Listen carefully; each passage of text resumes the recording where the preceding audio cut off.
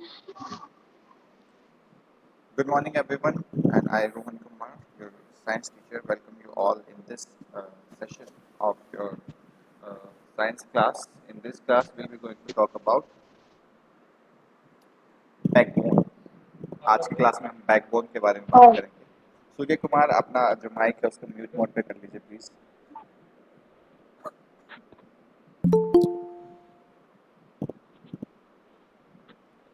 Thank you. So let's start today's class. आज की class में हम बैकबोन के बारे में बात करने वाले हैं. चलिए स्टार्ट करते हैं. I am sharing the screen with you so that you can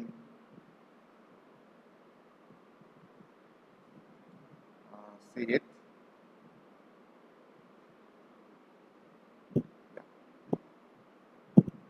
क्या आप सभी को स्क्रीन दिख पा रही है? Yes, sir. Yes, sir. Okay. Yes, sir. In today's class, we'll be going to talk about this bone. आज की क्लास में हम इस बोन के बारे में बात करेंगे. ये बोन जो है हम इसको बैकबोन बोलते हैं. We call it backbone. और ये बैकबोन जो होती है ये हमारी नेक से, जो हमारी गर्दन से और हमारे जो डाउनवर्ड रीजन है, हमारा जो डाउनवर्ड रीजन है, जो हमारा आप देखिए पूरा हिप रीजन तक ये हमारा जाता है. और ये बहुत ही इम्पोर्टेंट बोन है हमारी बॉडी के अंदर. जैसे कि आप देखिए, आपके फ्रेंड उत्तम राज ने एक वीडियो बनाई थी. उस वीडियो में उन्होंने बात की थी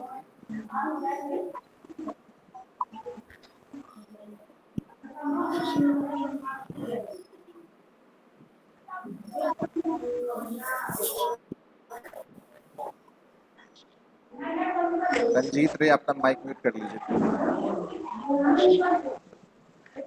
Good morning, sir. Good morning.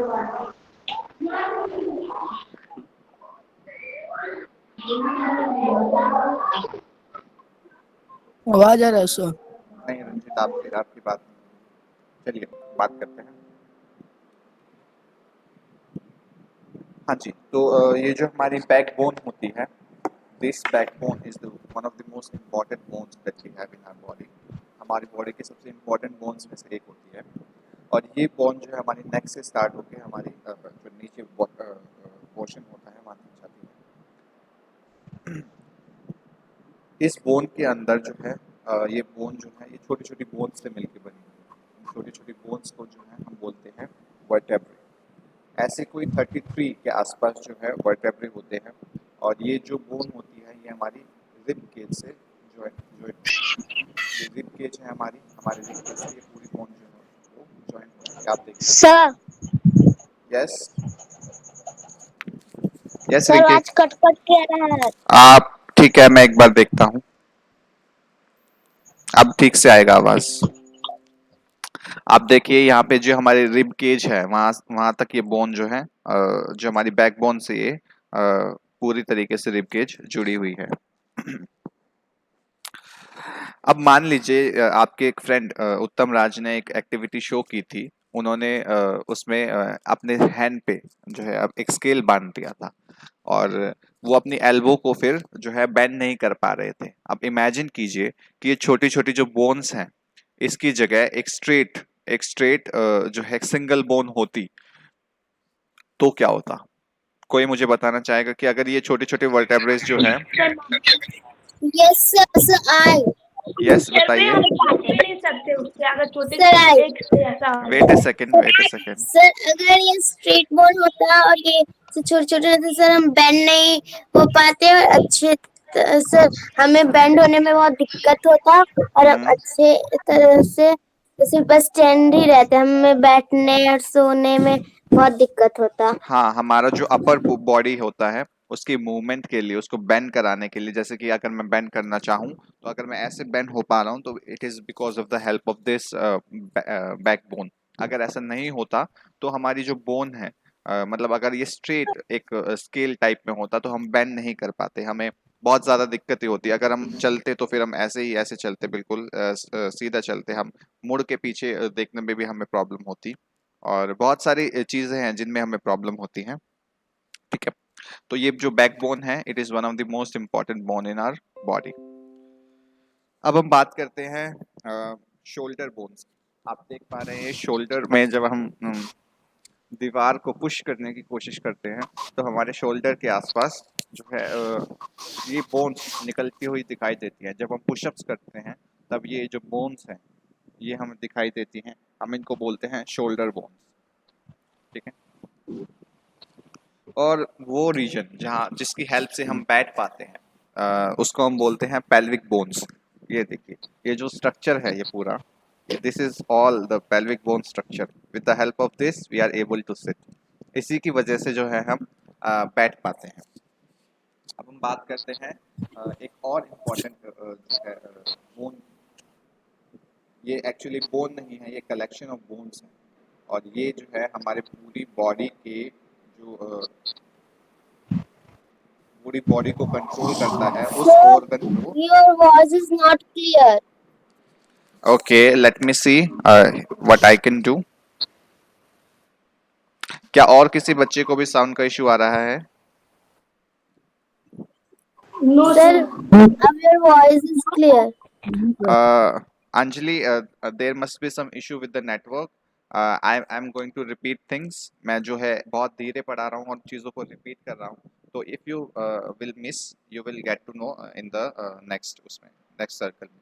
मैं 2 बार चीज़ों को बता रहा हूँ, अगर आप एक बार मिस कर जाते हैं तो फिर दोबारा आप उन चीज़ों को सुन सकते हैं। ठीक है अंजलि?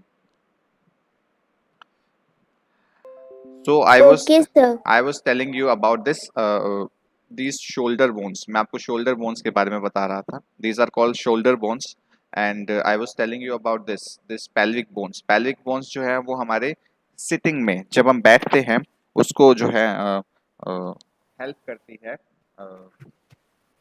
ठीक है, हमें बैठने में हेल्प करती है। और ये वाला जो पोर्शन होता है पेल्विक बोन के नीचे वाला, मतलब जो हमारे रिब केज से नीचे वाला पोर्शन, ये वाला पोर्शन हमारा जो स्टमक है उससे जो नीचे वाला जो पोर्शन होता है हमारा इंटेस्टाइन वगैरह, स्मॉल इंटेस्टाइन, लार्ज इंटेस्टाइन, तो वो सभी को जो है इसी रीजन में वो लोकेटेड रहती है, इस वाले रीजन में। अब जो है हम बात करने वाले हैं स्कल की। स्कल जो है हमारा, जिसको हम ये जो हमारा स्कल है, this skull is not a single bone. खोपड़ी जो होता है उसको स्कल बोलते हैं। खोपड़ी is not the right term, let's call it skull. हम इसको स्कल बोलते हैं, खोपड़ी भी बोलते हैं। ठीक है, skull is made up of many bones. जो स्कल है Yes, वो sir. बहुत It's ज्यादा। protect our mind. Let me speak first. Let me speak first and I'll open the mic to you as well. पहले मैं एक बार अपनी बात फिनिश कर लूँ, फिर मैं आपको मौका दूंगा बोलने के लिए। ठीक है, स्कल जो है बहुत सारी बोन्स से मिलके बना होता है। ये हमारी बोन, ये जो स्कल है इसके अंदर जो है वो स्कल जो है पूरा प्रोटेक्शन प्रोवाइड करता है हमारे ब्रेन को। जो ब्रेन हमारी पूरी बॉडी को कोऑर्डिनेट करता है उसको जो है पूरा प्रोटेक्शन ये प्रोवाइड करता है। हमने बहुत सारी बोन्स के बारे में बात की है और बहुत सारी बोन्स जो है वो स्कल से जॉइंट रहती हैं। ठीक है, ये जॉइंट्स बनाती हैं। देयर आर अराउंड कुछ स्कल से जो है जुड़ा हुआ एक ऐसा पार्ट भी है जो बोन्स नहीं होते लेकिन वो बहुत इंपॉर्टेंट होते हैं, इनको हम बोलते हैं कार्टिलेज। ठीक है, अब आप देखिए अपने ईयर को, अपने ईयर को टच करके देखिए। आप अपने जो कैमरा ऑन कीजिए और अपने जो ईयर्स उनको टच करके, जैसे मैं अपने ईयर्स को टच करके देख रहा हूँ। इन हिंदी भी से सब भी ओके। हाँ, अपने जो ईयर का जो ऊपर वाला पोर्शन है उसको टच करके देखिए। Now touch your lower portion, now touch your lower portion, upper and lower. क्या जो आपका अपर पोर्शन है Sir, upper. उतना ही हार्ड है जितना आपका lower portion? No, sir. No, sir. There is a difference ना। लोअर पोर्शन में हम लोग का मसल ज्यादा है। हो रहा है। जो हमारा जो ईयर है उसका जो अपर पोर्शन है that is called cartilage. Cartilage जो है हमारी बॉडी के जॉइंट्स में प्रेजेंट रहता है, जहाँ पे हमारी बॉडी मतलब जो बॉडी के जो जॉइंट्स होते हैं जहाँ पे बोन्स जुड़ी होती है वहाँ पे हमारा जो कार्टिलेज है वो प्रेजेंट रहता है। अब हमने देखा था कि हमारा स्केलेटन जो है बहुत सारी बोन्स से मिलके बना है, और आपको मैं एक मज़ेदार फैक्ट बताऊं कि एक जो एडल्ट होता है उसके अंदर होती है 206 बोन्स, और जो एक छोटा बेबी होता है मतलब जो पैदा हुआ होता है उसको होती है 305 बोन्स। और जैसे जैसे वो बड़ा होता जाता है उनकी बोन्स जो है नीतीश कुमार 305 3005 नहीं, जैसे जैसे वो बड़ा होता जाता है उसकी बोन्स जो है वो आपस में जुड़ती जाती हैं, और एक अडल्ट जो होता है उनकी 206 बोन्स होती हैं। अब आपको मैं एक टास्क दे रहा हूँ यहाँ से, आपको जो है अपनी नोटबुक के अंदर स्केलेटन जो है उसको ड्रॉ करना है। क्या चीज सर? स्केलेटन, जो स्केलेटन होता है ह्यूमन बॉडी का स्केलेटन, ये आपका पेज नंबर 70 पे दिया हुआ है, उसको आपको ड्रॉ करना है।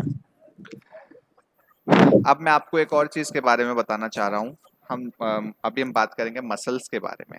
हम मसल्स पे बात करने से पहले आप अपनी जो फिस्ट बनाइए, ऐसे फिस्ट बनाइए, अपने हाथ को ऐसे मोड़िए और फिस्ट बनाइए, और जो अपनी जो एल्बो है और ऐसे आपको अपना जो मसल ऐसे ऐसे करना है। देखिए, आप यहाँ पे कुछ चेंज फील करेंगे अपने जो ये वाला रीजन यहाँ पे देखिए कोई चेंज फील होगा आपको। देखिए पहले इसको बिल्कुल फ्री छोड़ दीजिए, यस सर। और अब देखिए आप यहाँ पे जब आप इसको बेंड करेंगे तो यहाँ पे कोई चेंज आया। Yes, sir. यस सर, जो इसको आप हमारा यहाँ कुछ का ऐसे देखिए, इसको आप कुछ ऐसे देखिए कि आप इसको जब ऐसे कर रहे हैं तो यहाँ की जो ऊपर वाली स्किन है इसको पुल करने की कोशिश कीजिए, इसको हल्का सा पुल करने की कोशिश यस सर, कीजिए, इसी वजह से और आप नीचे वाली स्किन को पुल करने की कोशिश कीजिए। कौन सी स्किन को पुल करना इजी है, ऊपर वाली स्किन को या नीचे वाली स्किन? सर नीचे वाले, आप नीचे वाले स्किन को। हाँ, अब आप इसको आर्म को बिल्कुल सीधा कर दीजिए। अब देखिए ऊपर वाली स्किन को पुल करना इजी है, नीचे वाली स्किन को पुल करना इजी? ऊपर वाले। सर ऊपर वाले। हाँ, सर ऊपर वाला। तो अभी हम बात करेंगे मसल के बारे में। अभी देखिए जो ये स्वेलो रीजन था, ये रीजन जो है ये स्वेलो कर गया, मतलब ये फूल गया, ये बड़ा हो गया। It is because of this muscle, ये हमारे मसल की वजह से हुआ। The muscle bulged due to the contraction. अब जो कॉन्ट्रैक्शन हुआ जब, तो ये मसल जो है ये बल्ज आउट हो गया, मतलब ये बाहर की तरफ निकल गया। जब आप इसको आर्म को सीधा कर रहे थे तो क्या हुआ, तो जो मसल का जो कॉन्ट्रैक्शन था वो रिड्यूस हो गया। और ऐसे ही जो मसल्स का कॉन्ट्रैक्शन होता है जब हम वॉक करते हैं या रन करते हैं, तब भी हमारे मसल्स ऐसे ही कॉन्ट्रैक्ट करते हैं और एक्सपैंड करते हैं।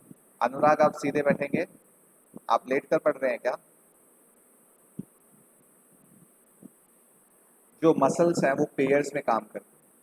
जैसे जब हम कहते हैं कि दो बच्चे, जैसे हमारी आर्म्स हैं, ये दोनों आर्म्स हैं, ये काम करती हैं। जब हम क्रिकेट खेलते हैं ये पेयर्स में काम करते हैं। जब हम वॉक करते हैं ये पेयर्स में काम करते हैं। आप सीजर्स जो है वो क्या होता है, सीजर क्या होता है?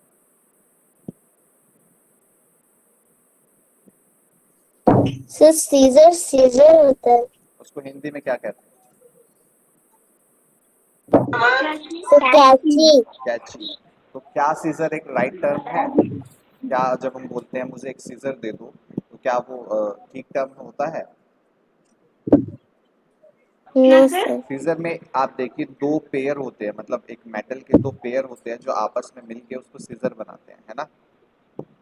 Yes, sir. तो जब हम सीजर को बोलते हैं तो हम बोलते हैं ए पेयर ऑफ सीजर्स। तो पेयर में जो चीज़ें काम करती हैं, तो मतलब दो चीज़ें जो आपस में काम करती है उसको पेयर बोलते हैं। ऐसे ही हमारे मसल्स जो हैं वो सॉरी ऐसे ही हमारे मसल्स जो हैं वो भी ऐसे ही काम करते हैं।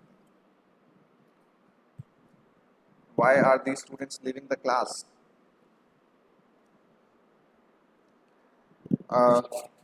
When one of them contracts, the bone is pulled in that direction.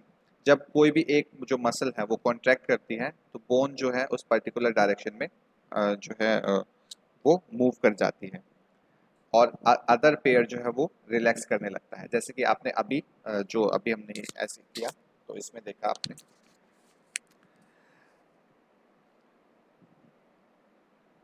The relax muscle contracts to pull the bone towards the original position. और जो मसल रिलैक्स करता है फिर वो वापस से उसको जो बोन है उसको उसके ओरिजिनल पोजीशन तक वो लेके आता है। मसल जो है वो सिर्फ खींच सकता है, वो पुश नहीं कर सकता। तो जो किसी एक मसल जो है उसको particular where thus two muscles have to work together to move a bone, तो दो मसल्स को जो है आपस में एक बोन को मूव करने के लिए दो मसल्स को जो है आपस में काम करना पड़ता है। ठीक है, इसको मैं एक बार फिर से बता देता हूँ।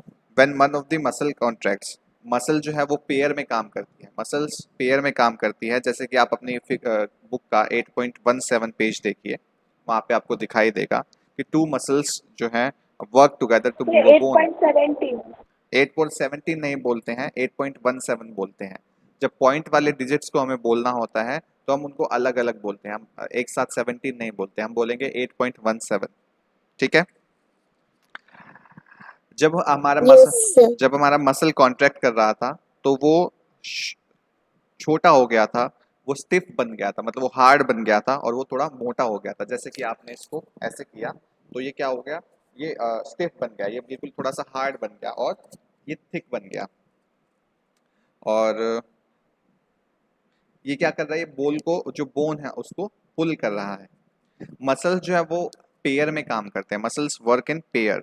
When one of them in contracts, जब एक उनमें से दो मसल, जैसे कि आप देख रहे हैं, जब एक मसल उसमें कॉन्ट्रैक्ट करता है तो दूसरा मसल मसल क्या होता है, रिलैक्स करता है। तो जब ऊपर वाला मसल कॉन्ट्रैक्ट कर रहा था, नीचे वाला मसल जो है आपका रिलैक्स कर रहा था। जब आप अपनी आर्म को सीधा करते हैं तो नीचे वाला मसल कॉन्ट्रैक्ट करता है, ऊपर वाला रिलैक्स करता है। अब बोन को मूव करने के लिए अपोजिट डायरेक्शन में जो रिलैक्स मसल होता है वो आपका क्या करता है, बोन को आप उसकी ओरिजिनल पोजीशन पे लेके जाता है। और जो पहला वाला है वो क्या करता है, फिर रिलैक्स करता है। मसल जो है वो पुल नहीं कर सकते, सॉरी, मसल जो है वो पुल कर सकते हैं, पुश नहीं कर सकते हैं। इसकी वजह से क्या होता है, दो मसल्स जो हैं बोन को मूव करने के लिए they have to work in pair. तो बोन जो है हमारी मूव नहीं होती है, उसको मूव कराने के लिए जो मसल्स हैं उनको काम करना पड़ता है और मसल जो है आपस में पेयर में काम करते हैं। अब जब मसल को हम मूव क्यों करा रहे हैं, मसल को मूव कराने के लिए हम इसलिए मूव करा रहे हैं, उससे हमारी जो बोन है, हम बोन को क्यों मूव करा रहे हैं मसल्स के हेल्प से, उससे हमारी जो बॉडी है वो मूव कर सके, हमारी बॉडी के अंदर मूवमेंट आ सके।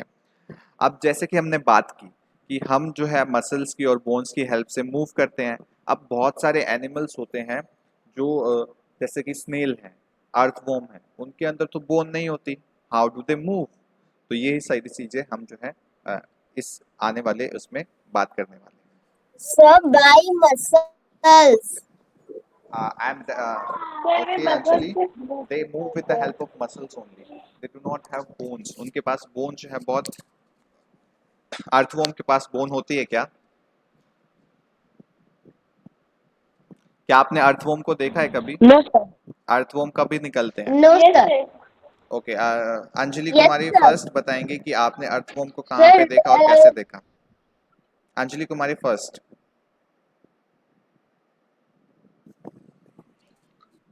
सर जब होता है तब ये लोग मिट्टी से निकलते हैं। क्या जब? Can you please repeat Anjali? Sir जब बारिश होता है, सर जब बारिश होता है या बारिश होता है तो उस समय वे निकलते हैं अच्छा, वो बारिश होती है तो मिट्टी बाहर से क्यों निकल बाहर। पाते हैं, क्या आपको पता है? सर सर पता क्योंकि नहीं। जो मिट्टी होता है वो गीला हो जाता है, तो मिट्टी का, रेत गीला हो जब जाता है। मिट्टी गीली हो जाती है तो क्या होता है? ओके, नीतीश कुमार के घर में बहुत ज्यादा अमाउंट में जब बारिश होती है तो बहुत ज्यादा अर्थवॉर्म निकलते हैं। अनुराग कुछ कहना चाह रहे हैं शायद। अनुराग आप बताइए, अर्थवॉर्म जो है बारिश में क्यों निकलते हैं?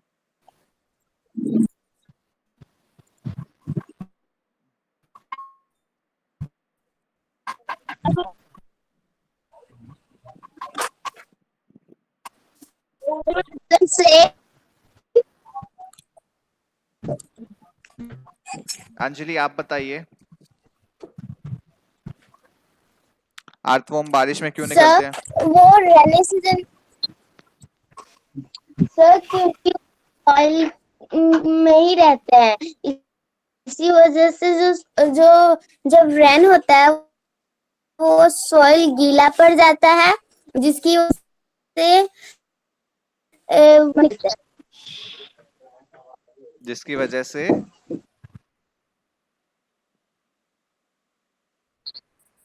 ओके, वो हमें रेनी सीजन में आसानी से दिख जाते हैं। Very good. तो मैं आपको इसमें थोड़ा सा एक और पॉइंट ऐड करना चाहूंगा कि जितने भी हमारे अर्थवर्म्स होते हैं वो हमारी सॉइल के अंदर रहते हैं। Good morning Surya Kumar. जितने भाई हमारे अर्थवर्म्स होते हैं वो हमारी सॉइल के अंदर रहते हैं। रेनी सीजन में क्या होता है, रेनी सीजन में जो हमारी सॉइल के अंदर जो है बहुत ज्यादा अमाउंट में पानी चला जाता है। तो जब अगर पानी चला जाएगा किसी अर्थवर्म के घर पे, तो वो क्या करता है, फिर उसको सांस लेने के लिए जो है सरफेस पे आना पड़ता है। तो जब वो सरफेस पे आता है, इसलिए हमें रेनी सीजन में बहुत सारे अर्थवर्म्स दिखाई देते हैं। अब आपने अर्थवर्म को देखा है, अर्थवर्म जो है उसकी बॉडी किस तरीके की बनी होती है, उसकी बॉडी में छोटी छोटी रिंग्स होती हैं, बहुत सारी रिंग्स होती हैं। और अर्थवर्म के पास जो है कोई भी बोन नहीं होती। Earthworm do not have any bones उनके पास कोई बोन्स नहीं होती। जो उसके मसल्स होते हैं, जो उसको मसल्स होते हैं वो कॉन्ट्रैक्ट करते हैं और एक्सपैंड करते हैं, कॉन्ट्रैक्ट करते हैं, एक्सपैंड करते हैं। और जो उसकी मसल्स होते हैं उसको मूव करने में हेल्प करते हैं। जो अर्थवर्म होता है वो पहले उसका जो आगे वाला पोर्शन है वो एक्सटेंड करता है, और फिर उसके वाला जो पीछे वाला पोर्शन जो है वो उसको वो पहले जो अर्थवर्म का जो आगे वाला पोर्शन है उसको सर एक्सटेंड करता है और पीछे वाले पोर्शन सर को। सर यस जो अंजलि, धक्का देता है उस तरफ धक्का, व्हाट हैपन अंजलि? सर जो पीछे वाला मसल होता है वो कॉन्ट्रैक्ट करता है तो आगे वाले मसल को थोड़ा धक्का धक्का होता है, मतलब धक्का मिलता है हाँ, और वो आगे चलता है। Very good Anjali. वो उसका उसका मसल को क्या है, एक तरीके का पुश मिलता है, और वो पुश उसको आगे मूव करने में हेल्प करता है। During the movement the earthworm first x tends the front part of the body. जो पहले आगे वाला जो पोर्शन है उसको वो एक्सटेंड करता है, अपने पीछे वाले पोर्शन को जो है ग्राउंड में फिक्स रखता है। और उसके बाद क्या करता है, जैसे ही उसका जो आगे वाला बॉडी है, आगे वाला पोर्शन है वो आगे की तरफ हो जाएगा, तो अपने पीछे वाले पोर्शन, आगे वाले पोर्शन को फिक्स कर लेगा और पीछे वाले पोर्शन को मूव करेगा। तो इस तरीके से वो धीरे धीरे आगे की तरफ मूव करता रहता है। इस वजह से क्या होता है, वो बहुत ज़्यादा टाइम लेता है बहुत थोड़ा थोड़ा डिस्टेंस को कवर करने में। और इसी एक्सपेंशन और मसल को की कॉन्ट्रैक्शन की वजह से जो है, एक्सपेंशन मतलब फैलाना और कॉन्ट्रैक्शन मतलब है सिकुड़ना, तो फैलाने और सिकुड़ने की हेल्प से अर्थवर्म जो है वो मूव कर पाता है।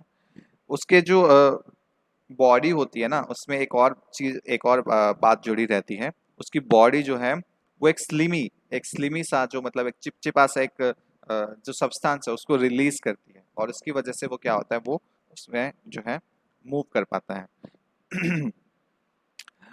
How does it fix parts of its body to the ground? अब वो जो है अपने जो ग्राउंड के अंदर अपने बॉडी के पार्ट्स को, अपनी बॉडी के पार्ट्स को ग्राउंड के अंदर वो कैसे फिक्स कर पाता है? How does it help? उसके क्या पंजे होते हैं, क्या उसके पॉज होते हैं, या उसके हाथ पैर होते हैं? तो ये उसकी जो है अर्थवर्म की बॉडी के नीचे छोटे छोटे ब्रिसल्स होते हैं। छोटे छोटे ब्रिसल्स मतलब जैसे आपके बाल होते हैं ना, बिल्कुल छोटे छोटे बाल, ऐसे ही उसके छोटे छोटे बहुत सारे ब्रिसल्स होते हैं, वो उसकी बॉडी में से निकल रहे होते हैं। और ये ब्रिसल्स जो है उसकी मसल से कनेक्टेड रहते हैं। ये मसल्स उसको गुड ग्रिप जो है ग्रिप प्रोवाइड करते हैं सॉइल के अंदर, और इस ग्रिप की वजह से वो जो अर्थवर्म है वो आगे की तरफ मूव करता रहता है। अर्थवर्म जो है अपने रास्ते में जैसे जैसे वो मूव करता है तो वो सॉइल में से कुछ कुछ चीज़ें खाता है, और उसकी बॉडी जो है जब उसको खाती है और उसके बाद उसको डाइजेस्ट करती है, और जो अनडाइजेस्ट जो चीज़ें होती हैं उसको वो मिट्टी में वापस से छोड़ देता है। और जो ये सॉइल है, सॉइल की जो उर्वरक क्षमता है, जो उसकी जो फर्टिलिटी है उसकी उसको इंक्रीज करने के लिए जो है अर्थवर्म बहुत ज़्यादा ज़रूरी होता है। बिना अर्थवॉर्म के, अर्थवॉर्म को कभी कभी किसान का दोस्त भी कहा जाता है। किसान का दोस्त इसलिए कहा जाता है क्योंकि वो जो सॉइल है उसको फर्टाइल बनाने में बहुत ज़्यादा हेल्पफुल होता है। अगर आपको अर्थवॉर्म दिखे तो उसको मारिएगा मत, उसको किसी मिट्टी में जाके छोड़ दीजिए, क्योंकि जब वो मिट्टी में जाएगा तो उस मिट्टी को जो है वो और रिच बना देगा और अच्छा बना देगा, जिससे और ज़्यादा आपके प्लांट्स हैं और उसमें ग्रो करेंगे। ठीक है। नेक्स्ट क्लास में हम इस चैप्टर को फिनिश करेंगे और हम बात करेंगे स्नेल के बारे में, बर्ड्स के बारे में, फिश के बारे में। और स्नेल का भी नीचे वाला पोर्शन भी ना बोन्स का होता है, जो स्नेल होता है बस वही बोन्स से बन के मिलता है। यस अंजलि, विल बनता टॉक है। About that in our next class. आज की क्लास में हम इतना ही रखते हैं क्योंकि अभी टाइम भी हो गया है। एक बार हम जल्दी से रिवीजन कर लेते हैं हमने क्या क्या पढ़ा। आज की क्लास में हमने बात की बैकबोन के बारे में। हमने ये बात की कि बैकबोन जो है उसके अंदर लगभग 33 जो है छोटे छोटे वर्टेब्रेज होते हैं, और वो वर्टेब्रे क्या करते हैं हमारी बॉडी को बेंड कराने में और उसको मतलब बेंड कराने में और उसकी मूवमेंट पे बहुत ज़्यादा हेल्पफुल होते हैं। हमने बात की शोल्डर बोन्स के बारे में, हमने बात की पेल्विक बोन के बारे में जो हमारी बैठने में जो है बहुत ज़्यादा हेल्पफुल होती हैं, और पेल्विक बोन के जो ऊपर वाला रीजन है और रिब केज के नीचे वाला रीजन है, यहाँ पे हमारे इंटेस्टाइन जो है वो लोकेटेड रहती है। हमने बात की स्कल के बारे में कि स्कल और जो सर है कार्टिलेज, व्हाट अंजलि?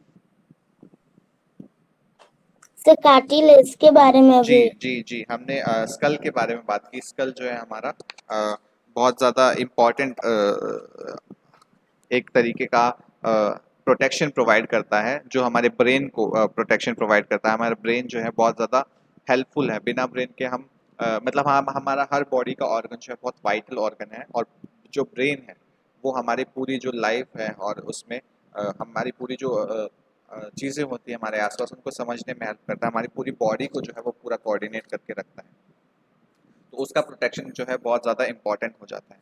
हमने बात की कार्टिलेज के बारे में, हमने बात की मसल्स के बारे में कि मसल्स जो है, हमने बात की मसल्स कॉन्ट्रैक्शन के बारे में with the help of this जो आर्म वाली हमारी एक्टिविटी थी उसके हेल्प से हमने मसल्स के बारे में भी बात की। हमने बात की जो अर्थवॉर्म होता है वो कैसे मूव करता है और one from one place to another, और अर्थवॉर्म के इम्पोर्टेंस के बारे में भी हमने आज की क्लास में बात की। तो आज से जुड़ी जो हमारी वर्कशीट है that will be shared to you as soon as possible. Thank you.